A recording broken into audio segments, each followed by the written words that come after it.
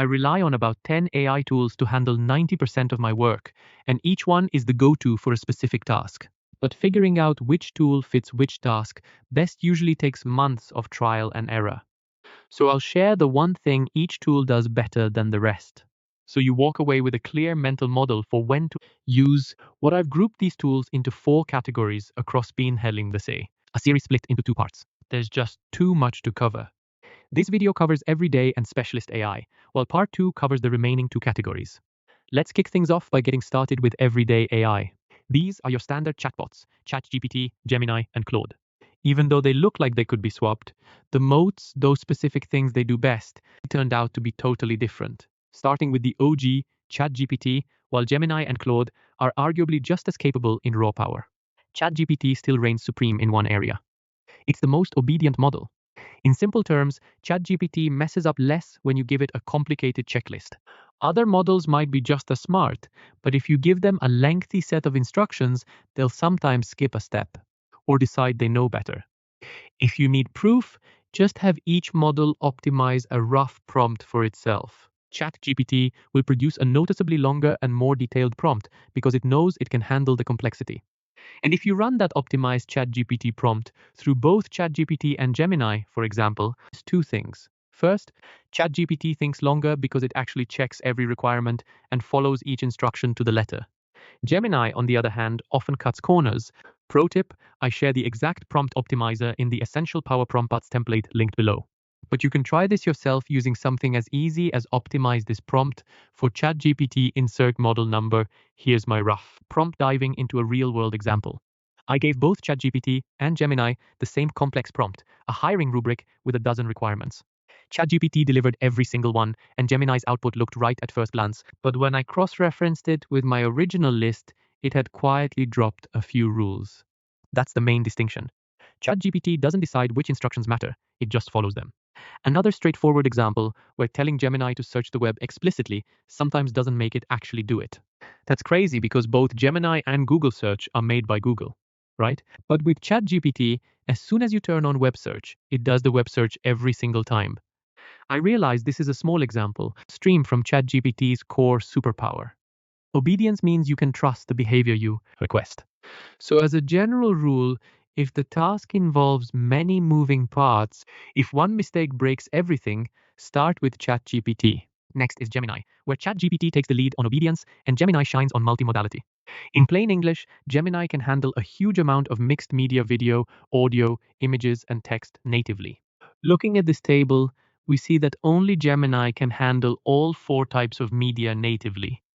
It can quote-unquote listen to audio and quote-unquote watch videos, while ChatGPT and Claude takes indirect paths to get that info. Plus, this huge 1 million token context window lets it handle large video recordings and hour-long audio recordings, complete slide decks all bundled up, that will literally choke other models. If you check out my newest Gemini video, you probably recall the compare in here, the compare use case where I screen recorded a messy walkthrough of myself completing a task, uploading that video onto Gemini, and asking Gemini to turn it into a ready-to-use EOC with perfect formatting. That's an example of Gemini taking video and converting it into text. Let's take it a step further now. Picture this. You've just wrapped a weekly meeting. You've got the video recording of the call, 20-slide deck, and a picture of a messy whiteboard session. You can upload all 3 and ask Gemini to summarize the discussion and pull out the key decisions, and write the follow-up email. Only Gemini lets you combine all 3 features in a single shot. That said, I need to mention that Gemini's raw reasoning sometimes feels a bit behind ChatGPT. But when the task involves video, audio, or massive files, the trade-off is obviously worth it. Speaking of matching the right tool to the task, HubSpot put together a free guide called the AI Productivity Stack that includes 50 tools grouped by use case. This is why I like it. Even though this video is about my personal favorites, your workflow probably needs something else. Maybe you work in marketing and need SEO-specific tools, or you're managing a team and want to build automated workflows with reliable AI. This guide walks through tools for different business areas like research, design, and marketing, and for each tool, it shows you the best use case, key features, pricing, and a step-by-step workflow. The part that stood out to me the most was the decision logic at the end of each section. So for example, the research category shows you exactly when to cringes. Use Perplexity, Claude, or Humhata, depending on what you're actually doing, attempting to do. It's a solid way to quickly get what each tool does well. I'm dropping a link to this free guide in the comments below. Thanks to HubSpot for sponsoring this video. Or pounding out the everyday AI category is Claude. Superpower is turning out first drafts with better quality than the other models in plain English. Claude's initial try is typically nearer the mark. To done. This superpower shows up in two areas first. Coding, a fun tidbit. The newest Gemini version topped the older Claude on every benchmark score except coding. That's wild. So clearly Anthropic has cracked something tied to coding that the others haven't. And in practice, developers universally agree that Claude writes functional code on the first try more consistently than alternatives. A real-world example. I needed to bulk export conversations from a customer service platform, but only their developers could do it.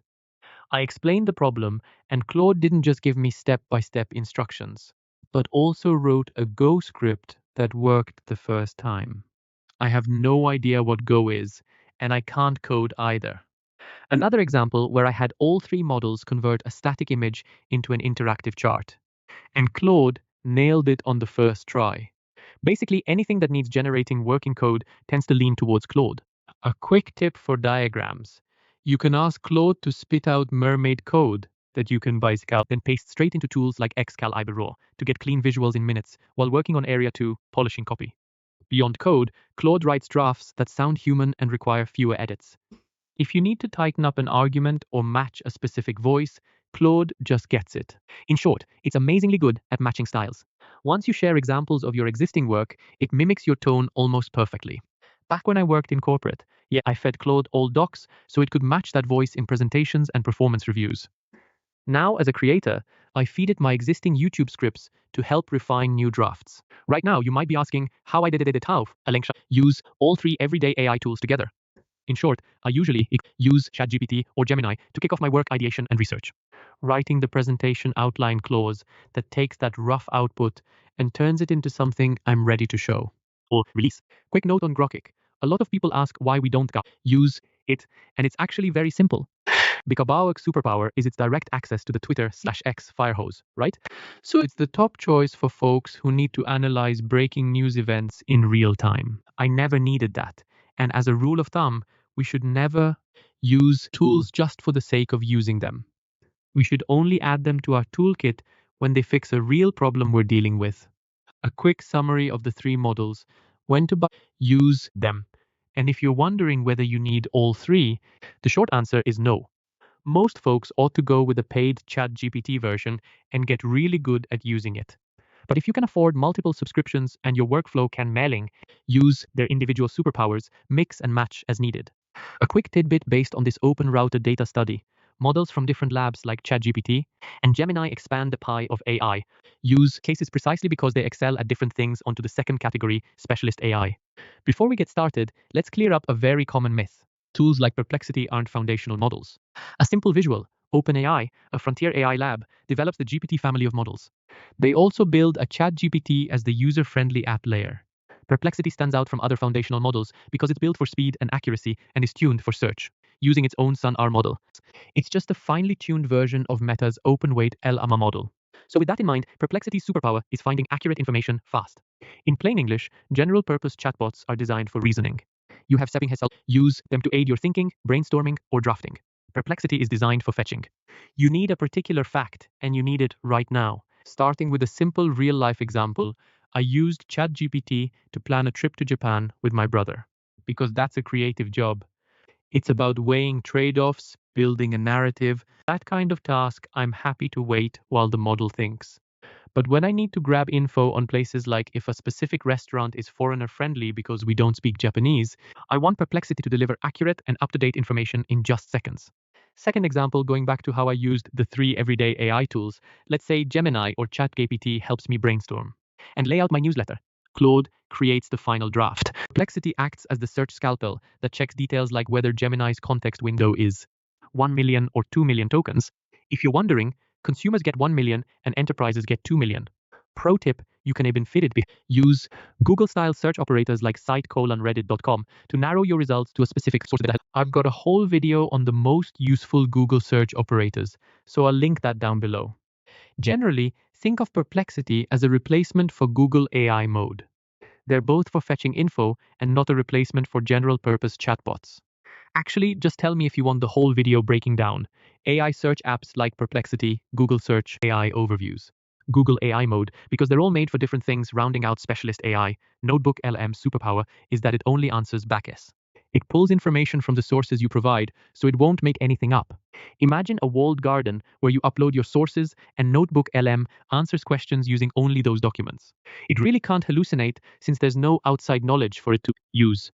Reel into the visual on how Perplexity is optimized for search. NotebookLM employs a fine-tuned Google Gemini model that reduces hallucinations. For example, back when I worked at Google before putting out marketing materials, upload the final draft together with the source documents and check if NotebookLM found any claims in the draft that went against the sources.